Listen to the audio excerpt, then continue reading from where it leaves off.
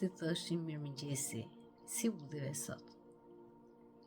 Kurse së mos në Shqipëri, njerëzit nuk thonë më mirëmëngjesi, po thot a u lodhe.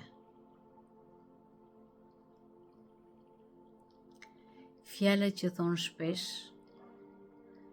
qofte edhe me lodhi, dhe lodhesh nga puna, që kjo është diçka shumë e bukur, thonë të shikojnë sikur ti ke vuajtur, sepse lodhjen e perceptojnë si vuajtje.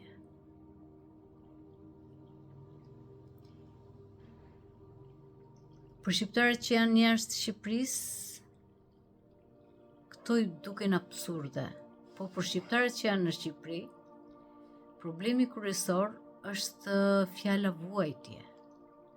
Puna është vuajtje. Por një njeri që nuk ka sfida në jetë, një njeri që punën e shikon si vuajtje, është një njeri që nuk e formon veten, është një njeri që nuk ecën përpara, është një njeri që nuk ka respekt për veten. Dhe fjala vuajtje më shumë është viktimizim. Çfarë do me thënë vuajtje? Atëherë shënoj në një letër. Për ju, çfarë do me thënë fjala vuajtje? Gjyshja ime ka vdekur në moshën 80 vjeçe, po ai nuk fliste kur vuajtje. Ai thoshte mënyra si sepse çdo ecje në jetë është një udhëtim për të arritur nga një pikë në tjetrën. Çdo 10 vjeçar njeriu ndryshon, por njeriu rritet.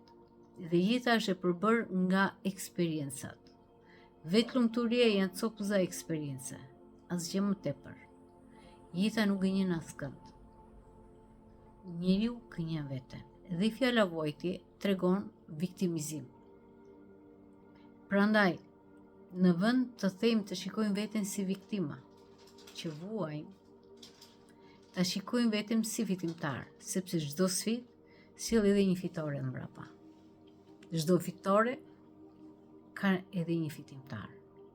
Pra ne njerëzit jemi fitimtar, sepse ne përballemi me situatat që ne na tregojnë që jemi duke u rritur.